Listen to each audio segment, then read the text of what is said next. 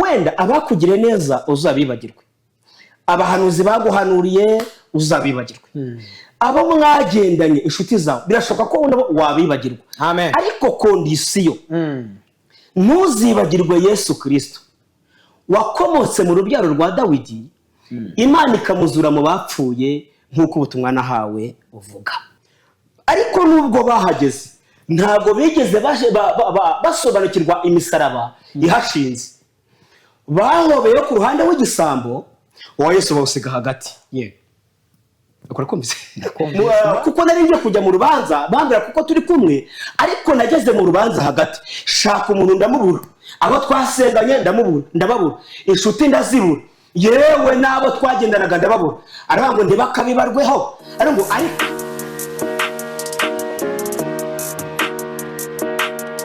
arizo ntashyo ubabwire ko hakiri ibyiringiro.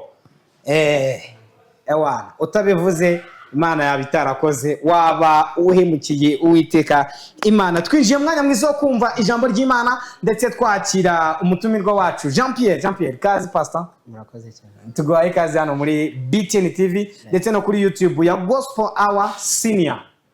Buri umuntu uzana bari umusenior, ikintu abakora cyose abari senior. Wiyumvemo ikaze. Murakoze. Uyu munsi udufitiye iki? Mbafitiye ijambo ry'Imana. Burya ijambo ry'Imana ni ijambo ryurutse imitima, ijambo ryomora ibikomere. Ijambo ry'Imana rikora ibintu byose, no gufasha, riraruhura. Ijambo ry'Imana ni byose, nkuko Imana ari byose. Yego. Jean Pierre tujye kuganira ni muntu ki ugiye gito cyane? Jean Pierre tujye kuganira nitwa Twagerezo Jean Pierre, niyo mazina yanjye. Adresi yanjye ni itorero rya ADEPR, Kagarama, Paruwasi Kicukiro, Sheri niko bakunda kuyita. Niho nkorera imirimo y'Imana muri iryo torero, diakoni, umuvugabutumwa, uzwi ahantu hose ndazwi. Umugabo ufite madamu n'abana. Kuvuga Yesu ngo bituma umuntu amenyekana cyane. Yego. Kandi ubu ngubu rwose mvuga ati urukundo rw'Imana ruri kuri njyewe. Ibi byose mbikesha amahoro y'Uwiteka. Murakoze kunyakira, Imana ibahe umugisha. Tugiye kuganira ijambo ry'Imana dusanga hano mu rwandiko rwa 2 rwa Timoteyo. Yego. Ibice byaho 4 umurongo waho wa 16. Timoteyo n'umwe nuko yanditse inzandiko ebyiri. Haravuga ngo mwiburana ryanjye rya mbere nta wampagarikiye, ahubwo bose barampanye ntibakabibarweho, nyamara umwami wacu yarampagarikiye arankomeza, kugira ngo ubutumwa bugurizwe n'akanwa kanjye butagabanyije, abanyamahanga bose babwumve, nuko nkira akanwa k'intare. Amen. Amen. Nuko nkira akanwa k'intare. Mana we. Amen. Nanjye kankize nona. Mu izina rya Yesu. Amen. Amen. Hanyuma ni ijambo nahaye intego cyangwa se insanganyamatsiko cyangwa teme, biterwa nuko wabyigishijwe cyangwa se wabyize, bivuga ngo burya koko Imana yacu yarahabaye. Amen. Burya koko Imana yacu yarahabaye. Turashimira Imana ko yahabaye. Imana yarahabaye, ikuzimu harazikuka ariko Imana irahaba. Haleluya. Imana yarahabaye, impanuka zica abandi ariko Imana iraturinda irahaba. Imana yarahabaye kwa muganga, abandi bavayo bapfuye, uwagiye aza ari muzima. Ubuzima dufite ni ukubera ko Imana yahabaye. Amen. Turashimira Imana ko Imana yahabaye. Imana yarahabaye. Hanyuma uyu ni umugabo witwa Pawulo wanditse aya magambo. Yabwiye Timoteyo, aramubwira ngo Timoteyo mwana wanjye, igira hino ahangaha ndakurarikira kuza kunsura, ibyo wanyumvanye uzabibwire n'abandi. Aramubwira ngo ngeweho Pawulo narinze ibyo kwizerwa byanjye. Yego. Narwanye intambara nziza yo kunesha. Aravuga ngo najyaga ngenda ariko sinagendaga ngo utazi yonge. Aravuga ngo nateranaga ibipfunsi ariko ntago nahushaga. Amen. Aravuga ngo iyo mbona urugendo maze kugenda ari rugo runini, urwo sigaje ni rwo rutoya. Ajye ko aravuga ngo igisigaye mbikiwe ikamba ry'ubugingo, iryo data umucamanza azampa urujya munsi. Aravuga ngo nyamara si njye njyenyine, hamwe n'abazakunda gukiranuka kwe bose, ari bo njyewe, ari bo wowe, ari bo n'undi. Noneho amuhereza imirage itatu izamufasha mu rugendo. Aramubwira ngo Timoteyo mwana wanjye, icya mbere ngo ntihakagire uhinyura ubusore bwawe, ahubwo uzabe icyitegererezo muri sosiyete, mubo mubana, kugira ngo uzikizanye n'abakumva.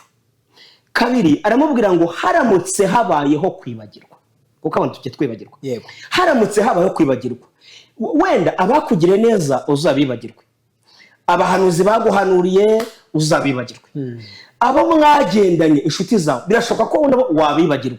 Ariko kondisiyo, ntuzibagirwe Yesu Kristo wakomotse mu rubyaro rwa Dawidi, Imana ikamuzura mu bapfuye nk'uko ubutumwa nahawe buvuga. Icyo ni icya kabiri. Icya gatatu, aramubwira ngo amavuta kurimo cyangwa se impano ikurimo ndayizi, iri muri wowe ndayizi.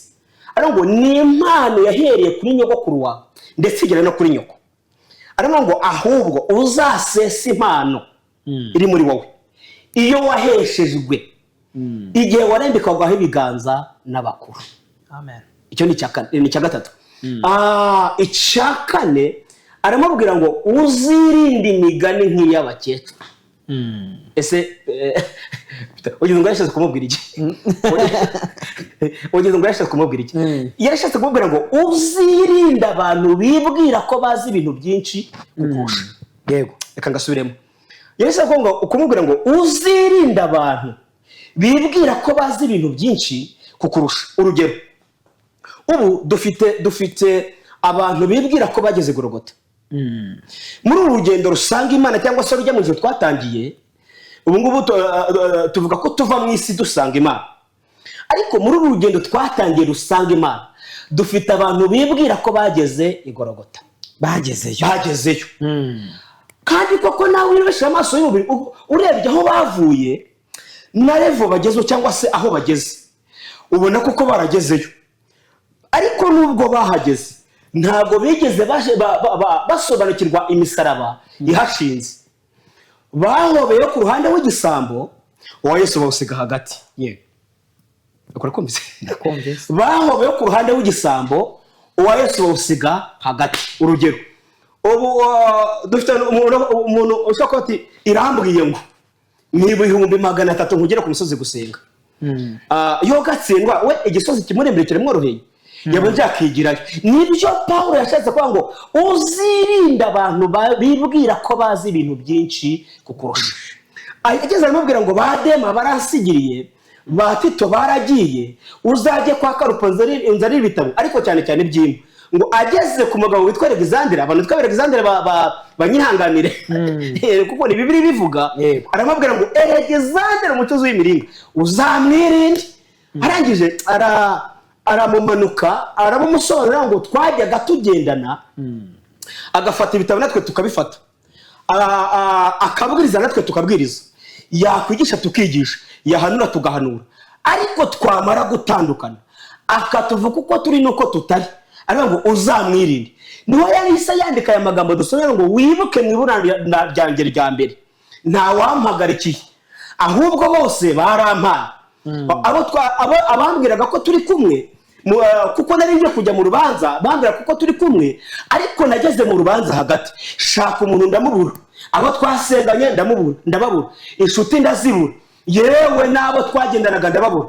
Aravuga ngo ntibakabibarweho. Aravuga ngo ariko Imana nasenze, iyo nizeye, iyo nahamije, iyo ari mu ruhande rwanjye, nahamije mu banyamahanga bakabimenya, iyo nahamije ndi mu bukene, iyo nahamije ndi mu ntambara nkwemera sinyiveho, iyo ngiyo nanambanye nayo yaramanutse ibana nanjye, ngo kugira ngo ubutumwa bwizwa n'akanwa kanjye butagabanyije abanyamahanga bose babwumve, nuko nyirakanwa k'intare. Amen.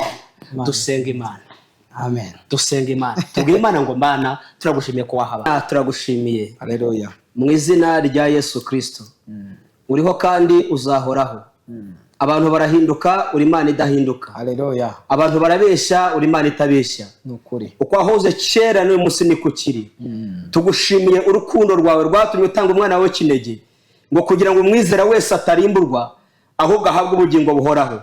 Turagushimiye ko warahabaye ntitwapfa, warahabaye maturinda, warahabaye impanuka zica abandi turasigara, warahabaye za kanseri zimara abantu twebwe turasigara, warahabaye turinda imbaraga z'abadayimoni, warahabaye uduha ubuzima. Turagushimiye waturwana intambara tuzi nizo tutazi, icyubahiro ni icyawe. Warahabaye ingo nyinshi zirasenyuka ariko iz'abandi zirasigara, waravuze ngo abakwizera ntibazakorwa n'isoni. Sengeye abantu bose kugira ngo babashe kukwizera mu izina rya Yesu Kristo, kandi imbaraga zawe zibane n'abababaye, abafite imitima ishavuye Imana ibomora ibikomere mu izina rya Yesu, abafite intambara zirwane nawe, kuko kwiza kw'Imana gusanga abanyarwanda ndetse n'abanyarwandakazi, duha umutekano mpande zose z'igihugu. Urakoze Mana, ngaho sanga buri wese, amaboko y'Imana tubere magari, amaboko y'Imana turwanirire, amaboko y'Imana turengere. Twakwisunga abantu tukababura, ariko wowe Mana ishoboye byose, iyo umuntu akwisunze ntabwo ajya kubura.